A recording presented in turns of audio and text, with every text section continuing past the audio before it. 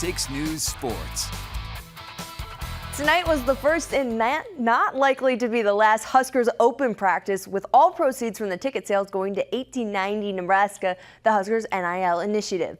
Nebraska head coach Matt Rhule spoke ahead of the event, recapping the first week of fall camp. As the quarterback battle in Lincoln continues, Rhule knows fans who attended the Big Red preview tonight would be analyzing each quarterback on every snap. That's why we opened it up, right? Do all that. That's part of the quarterback position, and I think the more our guys embrace that, the better they're going to be.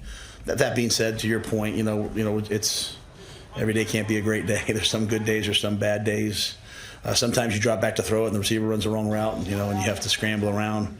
But I feel pretty good about where that whole position's headed, the growth they're making, the separation as they kind of make separation with each other. And I truly believe it'll take 2, maybe 3 guys to get through the season, just based on history, not based on our guys. A couple injury notes from Rhule tonight as well. Receiver Jalen Lloyd did not practice tonight due to tightness. Cornerback Tommy Hill was held out of practice to manage that load.